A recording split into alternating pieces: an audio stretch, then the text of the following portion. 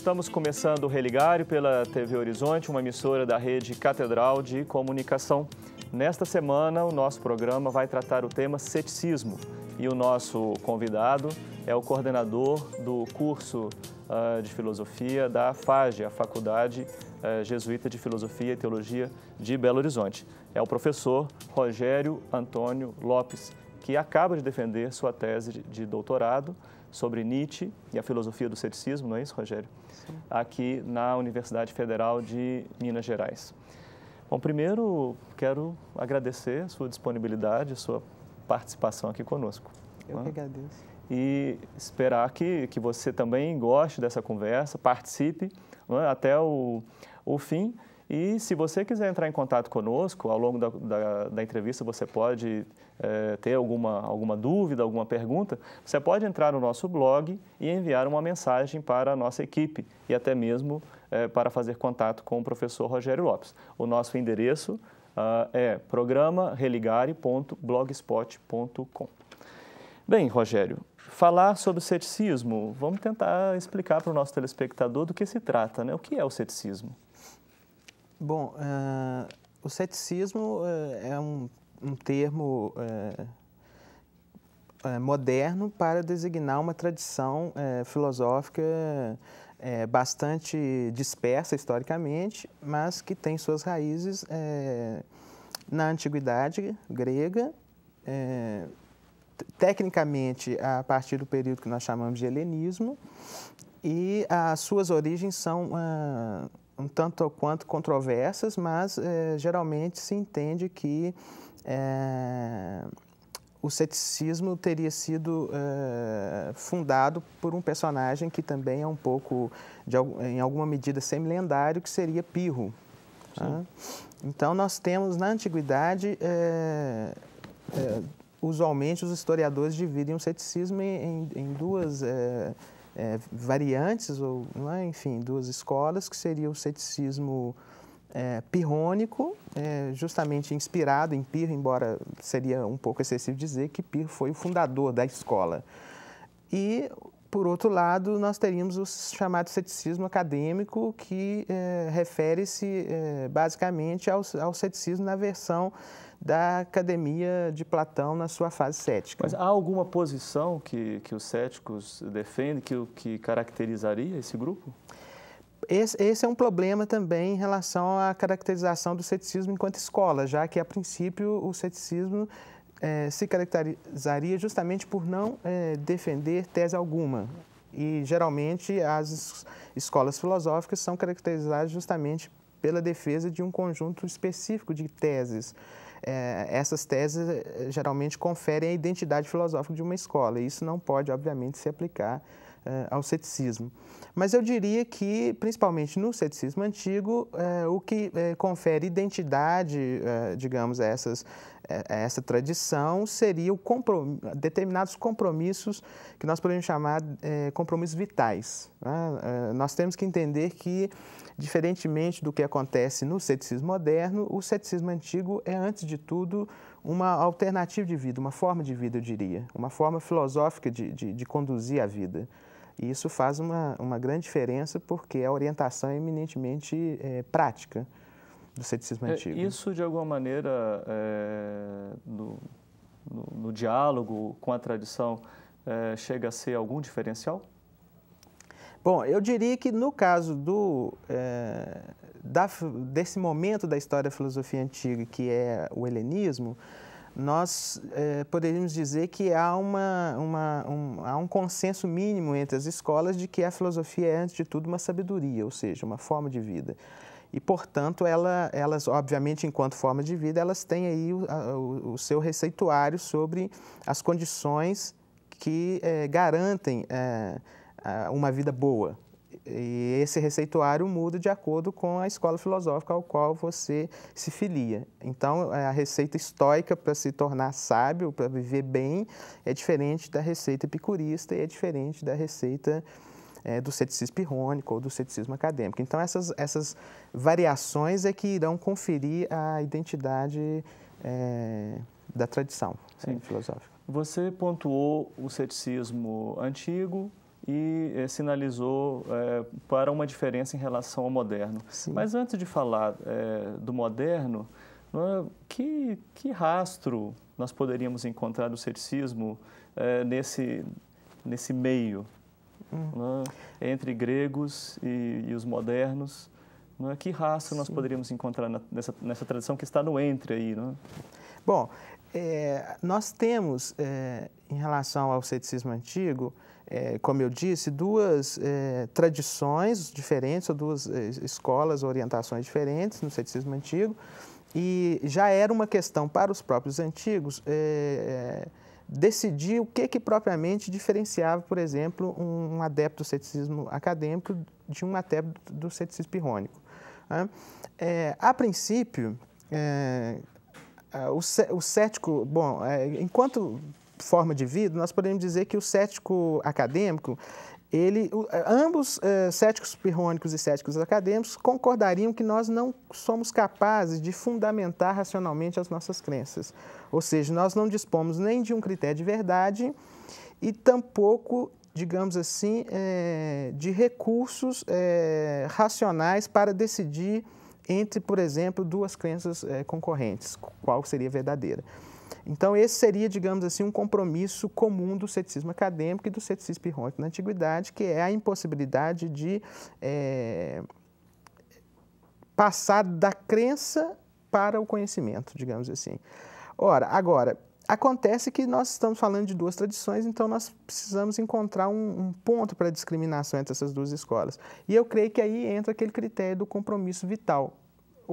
A que o cético acadêmico confere o seu compromisso? Eu acredito que o cético acadêmico ele recomenda a suspensão do juízo, ou seja, você não comprometer o seu assentimento, como forma de preservar o que nós podemos chamar de integridade intelectual, ou, se quiséssemos hoje, honestidade intelectual. Quer dizer, o fato de eu não dispor de nenhum critério de verdade ou em ser incapaz de justificar racionalmente as minhas crenças me leva, enquanto filósofo, à suspensão do juízo. Né? Então, quando você, por exemplo, evitou entrar propriamente no que nós poderíamos chamar filosofia medieval, a teologia cristã medieval, que é esse entre que eu coloquei, você de alguma maneira quis dizer que essa postura não se fez presente neste período? Bom, não, na verdade é porque talvez eu tenha me alongado e não consegui fazer a passagem. Porque o que nós temos em termos textuais, o cenário é o seguinte, nós sabemos que Santo Agostinho, ele teve uma fase cética, né? Ele era um autor bastante familiarizado com a tradição latina e um grande admirador de Cícero, e ele considerou, inclusive, a passagem pela filosofia acadêmica uma passagem importante no itinerário dele rumo à conversão. Então, é interessante porque, se nós pensarmos no ceticismo pirrônico, ele está totalmente ausente da tradição medieval, inclusive porque nós não dispunhamos dos textos, os textos não estavam presentes, os textos, por exemplo, de Sexto Empírico, é um filósofo do século II depois de Cristo, é a principal fonte do ceticismo pirrônico, juntamente com a doxografia do Diógenes Laércio. Então, nós temos esse cenário que Cícero é uma fonte importantíssima para a Idade Média e os textos ligados ao ceticismo pirrônico estão ausentes. E, além disso, o fato de Agostinho ter tido um período no seu itinerário rumo ao cristianismo como adepto do ceticismo acadêmico. Então, o ceticismo acadêmico de fato, uma possibilidade dentro desse cenário da filosofia na Idade Média. Agora, nós estamos terminando o primeiro bloco, então vamos apenas situar o telespectador do que poderia ser o ceticismo na modernidade. Sim. Bom, e agora, em relação à modernidade, nós temos um elemento novo que é justamente, primeiro, por um lado, as traduções para as línguas, por exemplo, francês, dos textos de Sexto Empírico, no início da modernidade, e esses textos, principalmente na tradição pirrônica, eles vão ter um impacto muito importante justamente no momento da Contra-Reforma. A Contra-Reforma católica ela viu no ceticismo pirrônico, na versão pirrônica do ceticismo, um aliado contra a tese protestante, principalmente luterana, de que cada indivíduo poderia encontrar na sua própria consciência um critério para o estabelecimento do que seria o conteúdo doutrinário, digamos assim, do cristianismo. Como interpretar a Bíblia, por exemplo, ou como se posicionar no interior de uma querela teológica. E os católicos alegavam que as questões teológicas eram absurdamente obscuras e, portanto, era necessário continuar aderindo ao critério da autoridade da Igreja em assuntos de religião. Então, o ceticismo pirrônico, ele aparecia como uma espécie de instrumento a serviço dessa ideologia da Contra-Reforma. Esse é o primeiro papel que o ceticismo desempenhou no início da modernidade. Claro, teve depois inúmeras outras funções, outras utilizações, né? Mas esse é a primeira entrada, digamos. Sim. Nós estamos conversando com o professor Rogério Lopes, ele é coordenador do curso de Filosofia na FAJ, Faculdade Jesuíta de Filosofia e Teologia, em Belo Horizonte. Ceticismo é o tema do Religare desta semana. Voltamos daqui a pouco. Até já.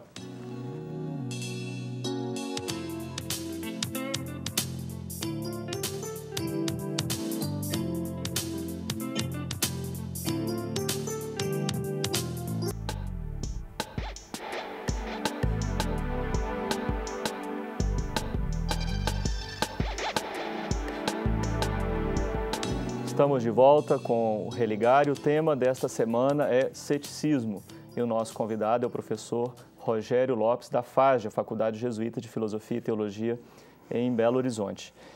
Você pode participar da conversa, encaminhar a sua questão ao nosso convidado. Nós responderemos pelo e-mail que você nos enviar.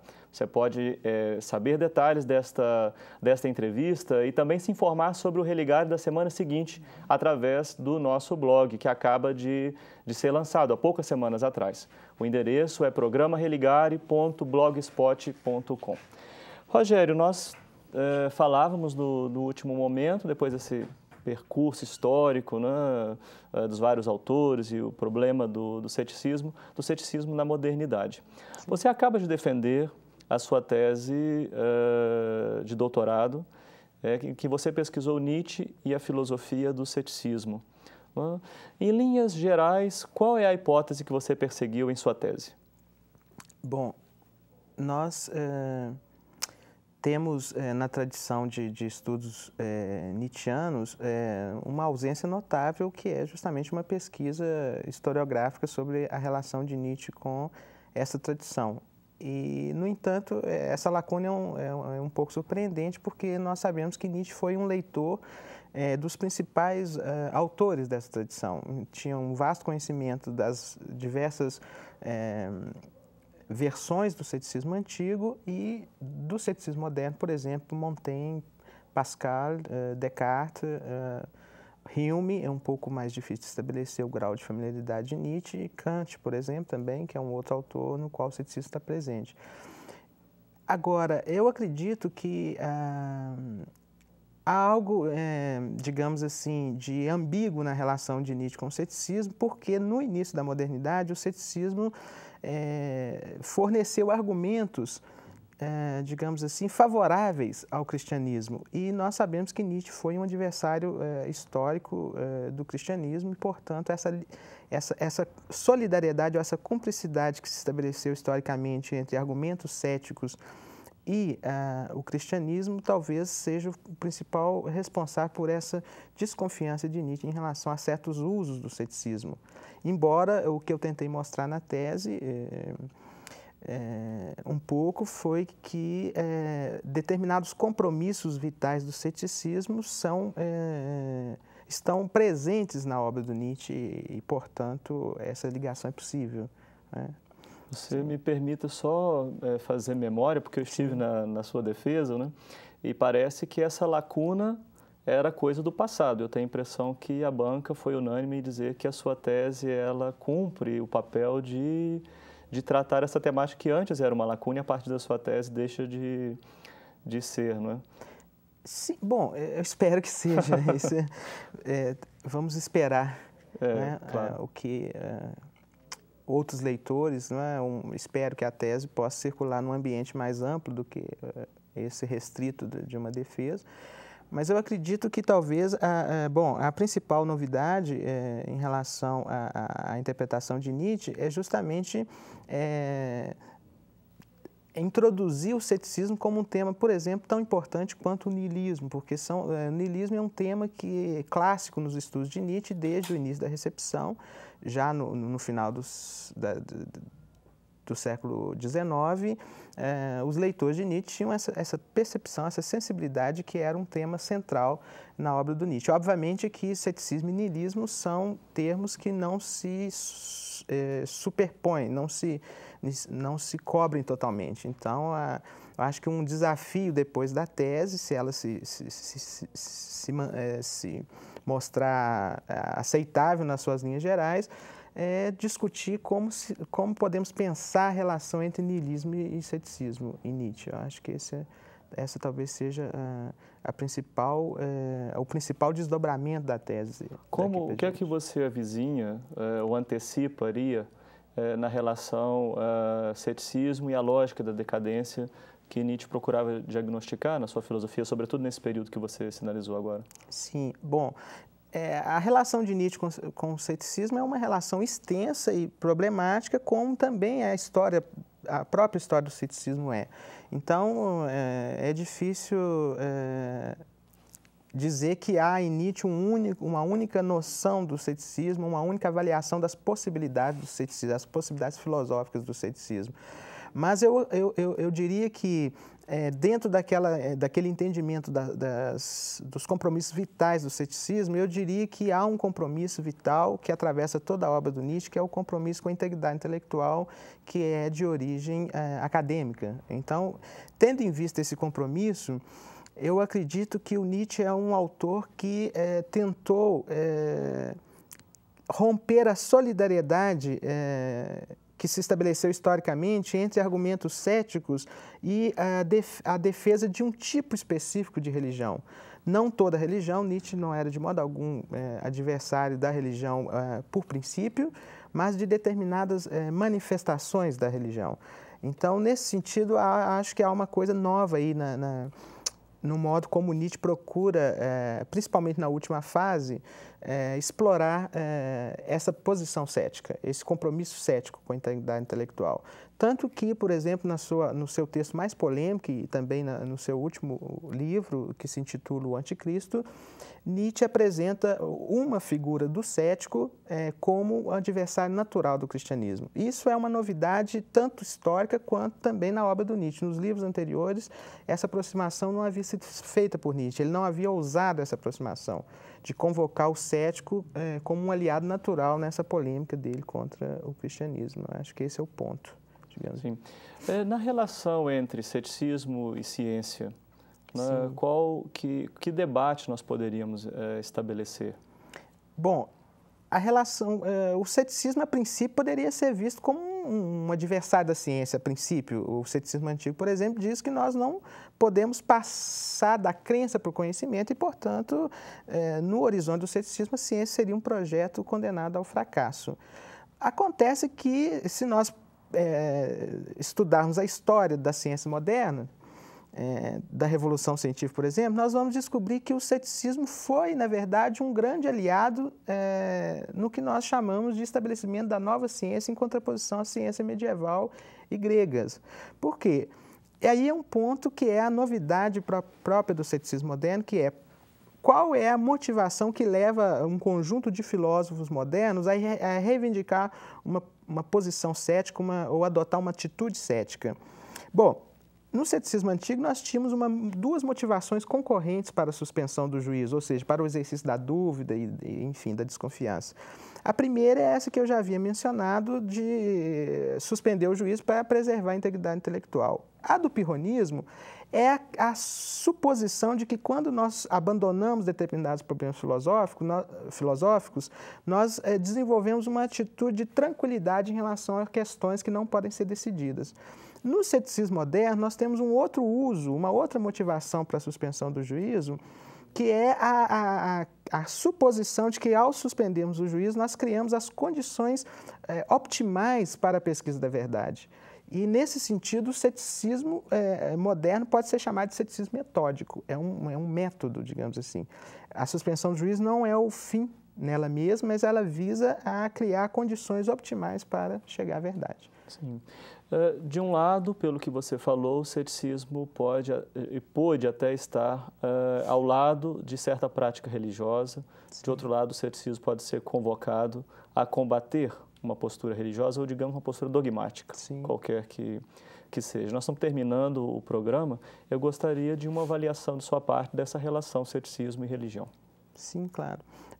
Bom, Flávio, eu diria, nós temos, aí há uma diferença muito grande entre como o ceticismo foi usado na Antiguidade e na Modernidade. Na Antiguidade, o cético, ele não tinha uma atitude agressiva em relação à religião, mas nós temos que entender que a religião na Antiguidade era muito diferente da religião na Modernidade. Na Antiguidade, uma adesão puramente convencional a determinadas práticas e rituais era suficiente. Então, o cético poderia negar o seu assentimento às crenças ligadas à religião e se comportar normalmente como alguém que segue os costumes do seu país. Isso era suficiente. Na modernidade, nós temos um outro cenário que é o que? A religião cristã, que tem características muito diferentes da religião antiga e que exige, digamos assim, o nosso assentimento. E aí a relação entre ceticismo e religião começa a ficar tensa, embora, como eu disse, na maior parte da modernidade, ou seja, nos 2 primeiros séculos, a tendência é que o cético esteja aliado a uma defesa de uma determinada modalidade de cristianismo. Okay. Rogério, olha, eu quero agradecer a sua participação aqui no programa. Vamos agradecer também ao telespectador que nos acompanhou ao longo desta conversa. Você pode enviar uma questão ao professor Rogério Lopes, uma sugestão à nossa equipe aqui do Religare através do nosso blog, programareligare.blogspot.com.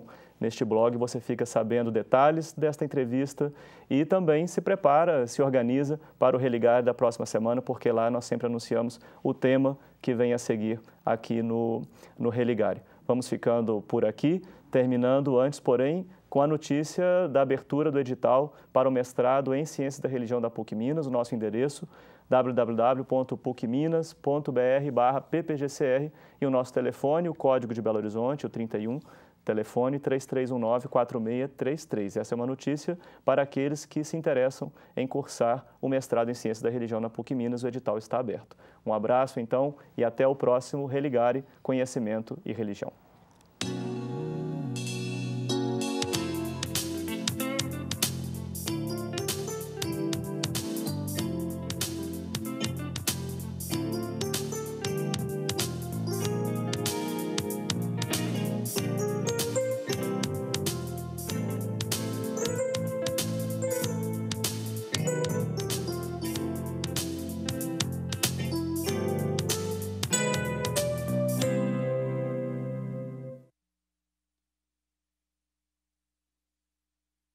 Essencial para detectar alterações na próstata, ainda no início. Câncer de próstata. Esse é o tema do nosso programa Pense Saúde dessa semana e eu espero você. Fazer mais um? Eu dei uma...